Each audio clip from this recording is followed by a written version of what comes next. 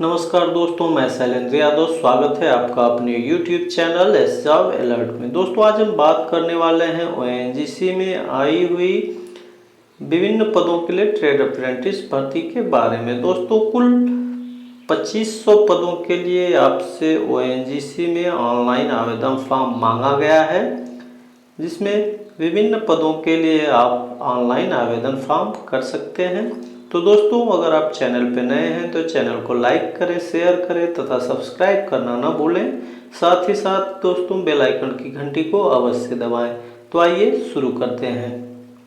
निकाला गया है, आप देख सकते हैं कि 1/9/2023 को वैकेंसीज की नोटिफिकेशन निकाली गई और फॉर्म को भरने की लास्ट डेट 20/9/2023 तक आप इस फॉर्म को अप्लाई कर सकते हैं।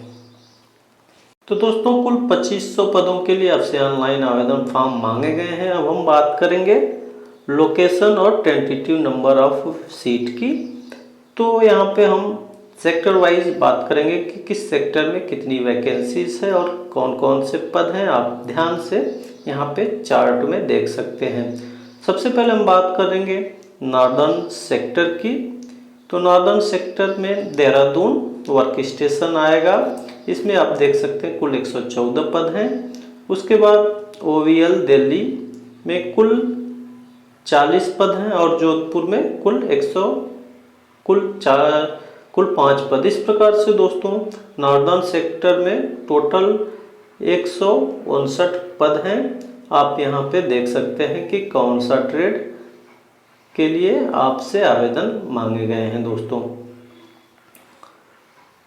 इसी प्रकार से मुंबई सेक्टर की बात कर ली जाए तो इसमें आप देख सकते हैं कि कौन कौन से पद हैं। मुंबई सेक्टर में सबसे पहले वर्क स्टेशन की बात करेंगे मुंबई की, तो कुल 303 पद हैं। गोवा में 25 और हजीरा में दोस्तों कुल 45 पद हैं और यूरन में कुल 63, यानी कि मुंबई सेक्टर में दोस्तों 436 पद हैं, जिसके लिए आप आवेदन कर सकते हैं। वेस्टर्न सेक्टर की बात करें तो वर्क स्टेशन कॉम्बे है, इसमें 71 पद। वडोदरा के लिए 112, अंकलेश्वर के लिए दोस्तों 173 और अहमदाबाद के लिए कुल 165 पद हैं और मेहसाना के लिए 211। इस प्रकार से वेस्टर्न रीजन में कुल 732 पद हैं, जिसके लिए आपसे ऑनलाइन आवेदन फॉर्म मांगा गया है। ईस्टर्न सेक्टर की बात करें तो जोरहट के लिए दोस्तों 132, सिलचर के लिए 71, नजीरा और शिवसागर के लिए दोस्तों कुल 390, यानी कि ईस्टर्न सेक्टर के लिए आपसे 593 पद हैं, जिसके लिए आवेदन मांगा गया। बात करेंगे साउथर्न सेक्टर की, तो चेन्नई में 50, काकीनाडा में 78, राजमुंदरी में दोस्तों 102, कराईकल में 148। इस प्रकार से साउथर्न सेक्टर में टोटल 378 पद हैं। अब हम बात करेंगे सेंट्रल सेक्टर की, तो अगरतला की बात की जाए तो 147, कोलकाता में 31, बोकारो में 24 और टोटल दोस्तों सेंट्रल सेक्टर में 202 पद हैं और टोटल पद कितने हैं? 2500 पद। 2500 पदों के लिए आपसे ऑनलाइन आवेदन फॉर्म मांगे गए हैं। दोस्तों, सिर्फ वही कैंडिडेट्स अप्लाई कर सकते हैं जिस सेक्टर में वैकेंसीज निकाली गई है। आप उस सेक्टर के अस्थायी निवासी हो। आपको अलग से एनेक्जर 1 में मैं जाके दिखा दूंगा कि कहाँ पे आप आवेदन कर सकते हैं और कहाँ के आप निवासी होने चाहिए। दोस्तों, हम बात करेंगे एज क्राइटेरिया की। तो मिनिमम एज की बात की जाए तो 18 वर्ष और अधिकतम उम्र 24 वर्ष आपकी 20/9/2023 को होनी चाहिए।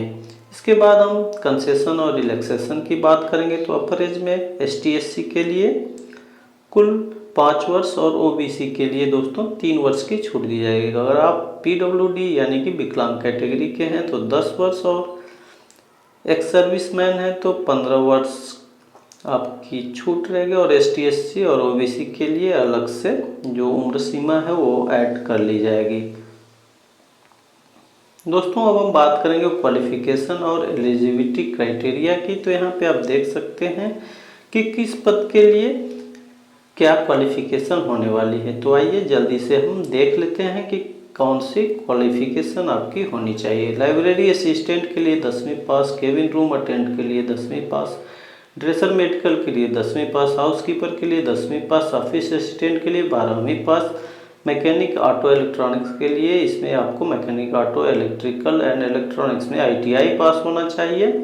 कंप्यूटर असिस्टेंट की बात करें तो computer operator and programming assistant यानी कि आईटीआई में कोपा ट्रेड से पास होना चाहिए। ड्राफ्टमैन में आपको आईटीआई ड्राफ्टमैन सिविल से पास होना चाहिए। इलेक्ट्रीशियन के लिए आपने इलेक्ट्रीशियन से आईटीआई किया है तो आप इस फॉर्म को अप्लाई कर सकते हैं।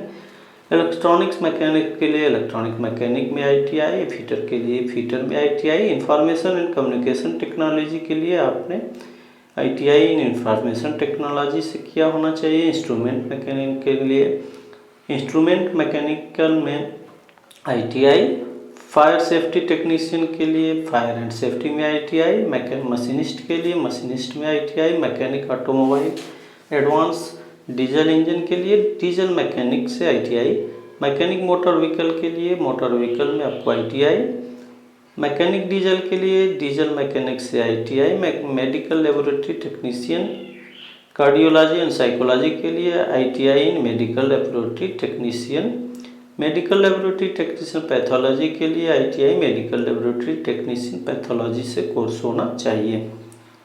करेंगे रेफ्रिजरेशन एंड एयर कंडीशन की। तो इसमें आपको संबंधित ट्रेड यानी कि रेफ्रिजरेशन एंड एयर कंडीशन से आईटीआई पास होना चाहिए। स्टेनोग्राफर इंग्लिश के लिए स्टेनोग्राफी इन आईटीआई, सर्वेयर आईटीआई में सर्वेयर से ITI, industrial welder oil and gas के लिए आपको वेल्डर ट्रेड से आईटीआई पास। एग्जीक्यूटिव एचआर की बात करें तो बीबीए डिग्री होनी चाहिए। अकाउंट्स एग्जीक्यूटिव के लिए bachelor degree in commerce, laboratory assistant chemical plant के लिए BSc chemistry, data entry operator के लिए ग्रेजुएट, सेक्रेटरी असिस्टेंट के लिए ग्रेजुएट, स्टोर कीपर के लिए graduate, civil executive, computer science executive, ENT executive, electrical executive, electronics executive, instrumentation executive और mechanical executive के लिए आपको डिप्लोमा संबंधित ट्रेड से पास होना अनिवार्य है। फायर एंड सेफ्टी एग्जीक्यूटिव की बात की जाए तो डिप्लोमा इन फायर सेफ्टी से पास आउट होना चाहिए। पेट्रोलियम एग्जीक्यूटिव के लिए ग्रेजुएट विद जियोलॉजी आपकी ग्रेजुएशन में एक सब्जेक्ट के साथ पास होना अनिवार्य है। दोस्तों अब हम बात करेंगे ड्यूरेशन ऑफ ट्रेनिंग की। तो आपकी ट्रेनिंग 12 महीने की होने वाली है। और स्टाइपेंड की बात की जाए तो दोस्तों अगर आपने ग्रेजुएट से अप्रेंटिस कर रहे हैं तो आपको 9,000 प्रति महीने दिए जाएंगे। डिप्लोमा अप्रेंटिस के लिए 8,000, ट्रेड अप्रेंटिस के लिए 7,000 आपको पर महीने वेतनमान दिया जाएगा। सिलेक्शन की बात की जाए तो आपका सिलेक्शन दोस्तों आपके क्वालिफाइंग मार्क्स यानी कि एकेडमिक मार्क्स के मेरिट के आधार पर किया जाएगा। आप फॉर्म को 1/9/2023 से 20/9/2023 के बीच में भर सकते हैं। तो हम बात करेंगे सिलेक्शन और ज्वाइनिंग की। तो सिलेक्टेड कैंडिडेट्स को आपके लिए अलग से मेल या एसएमएस द्वारा सूचना दी जाएगी। अब इम्पोर्टेंट्स डेट की बात की ली जाए तो दोस्तों आप 1 सितंबर 2023 को नोटिफिकेशन देख सकते हैं कि निकाला गया है और फॉर्म 1 सितंबर 2023 से भर सकते हैं और फॉर्म भरने की लास्ट डेट 20 सितंबर 2023 है।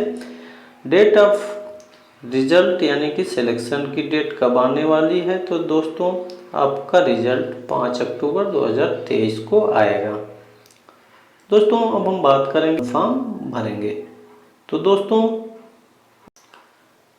एनेक्जर 1 में देखेंगे कि आप किस वर्क स्टेशन और किस सेंटर के लिए आवेदन कर सकते हैं और आप कहाँ के निवासी होंगे तो आप किसके लिए आवेदन कर सकते हैं। तो आप इस चार्ट को ध्यानपूर्वक देखेंगे और उसके बाद अपना आवेदन फॉर्म भरेंगे। तो आप इस चार्ट को ध्यानपूर्वक देख लीजिएगा।